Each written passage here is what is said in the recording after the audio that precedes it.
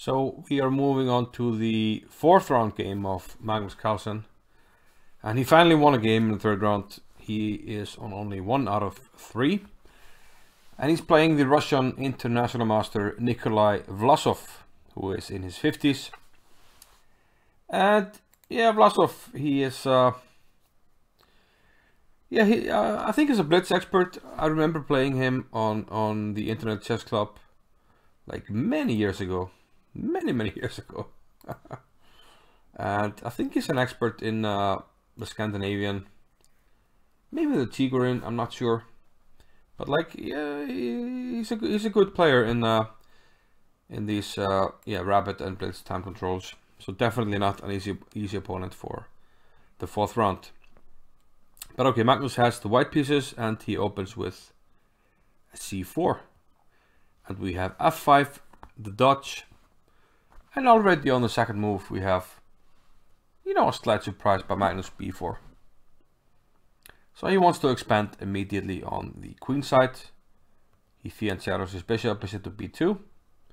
We have e5. A very solid setup by black, he goes for this. And then knight f6, bishop e7, castles. Very solid position and also dynamic, and black can often play for an attack if especially if white fianchettos on the king side. But Carlsen doesn't do that, he plays e3. I'll note that I have only briefly looked at this game, so I'm not fully aware of what happened in this game.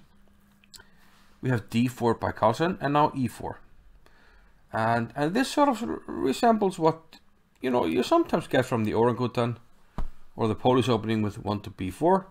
You expand on the queen side, but black gets a nice, central pawn duo here with f5 and e4. And this sort of, dictates the play. We have d5 by Magnus, g6, knight e2, bishop g7, and knight to f4, already eyeing the weakened e6 square, although we're not taking advantage of it just yet. Castles and h4. And this is, made to sort of cement the knight on the f4 square. We see this in many openings. But this also means that most likely white is not going to castle kingside.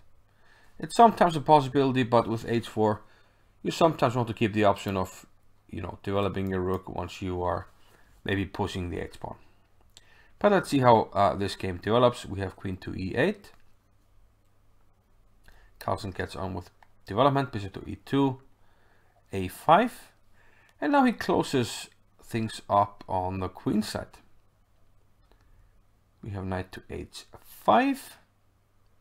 Okay, kind of a tactical move, because if you take on h5, whichever way you take, I will take on b2. So white is more or less forced to take on g7, and now black has to take with the knight. So we have a trade of the dark squared bishops. And most likely that favors white, because the black dark squared bishop was responsible for covering the king a little bit. b6 by white now. Yeah, he's sacrificing a pawn, but if he doesn't, then black will play b6, and then the knight will get an excellent outpost on c5. But now, sacrificing the pawn, it is white who's getting a very nice outpost for his knight now on b5. We saw a similar theme in the second round game with the queen h5 move. When he played d6, he sacrificed the pawn, but settled his opponent with double pawns and gained a very nice outpost.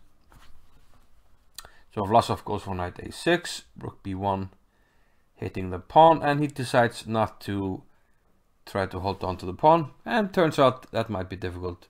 I mean, he could have maybe played knight d7, but that's a little bit passive. But as of now, I'm attacking the pawn. I can easily add an attacker, and you can only add one defender, so the pawn will be dropped, so black just gives it up. Rook a6, rook back to b2,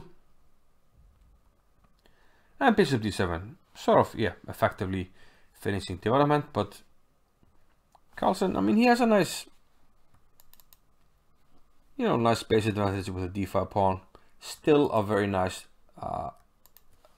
knight on the f4 square outposted, covered by the h4 pawn, g3, bishop to e8, and now h5, expanding on the king side, but allowing g5.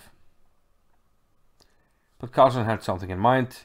He's not going to move the knight, he's going to play h6, a Zwischenzug. And now we have things happening after g takes f4. Carlsen takes on g7 with the queen, check, forcing takes, and takes. Well, otherwise you take on f8, so you don't have time to do anything with this pawn. So king takes, and e takes on f4. And at the moment the material is equal. But it seems like, you know, white has a small edge. I mean, he has rooks on open files, attacking potentially weak pawns. You can reroute this knight, okay, not like this, but to d1 and e3. Another nice square, targeting this pawn. And meanwhile, I think this is more or less the only good piece for black. But let's see, rook to f6. King comes to d2. The king can also use these squares to sort of fortify the white position. Rook to h6. And Carlsen elects to keep the rooks on. Rook h to b1. King f8, king e3. Fortification in the station. King e7.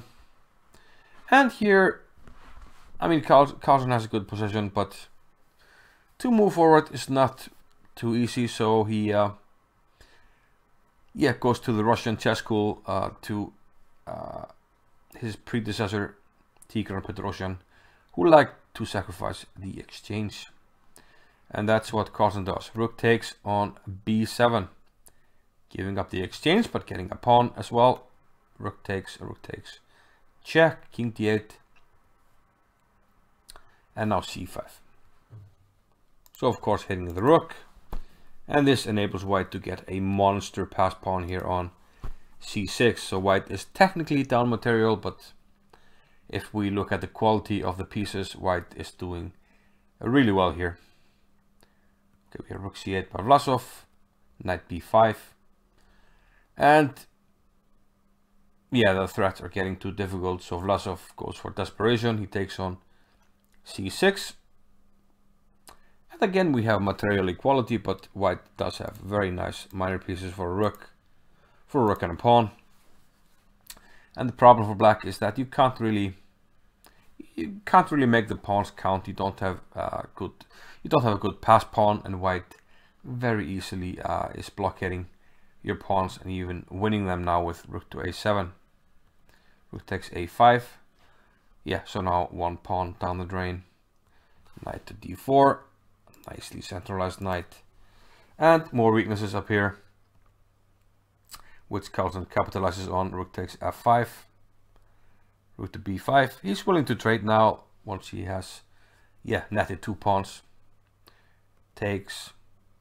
Yeah, I was expecting bishop. Yeah, bishop takes and maybe a4. Yeah, these arrows are all over the place. What's going on? Okay, and a4. Screw these arrows. But it takes with a knight. We have d5, knight c3.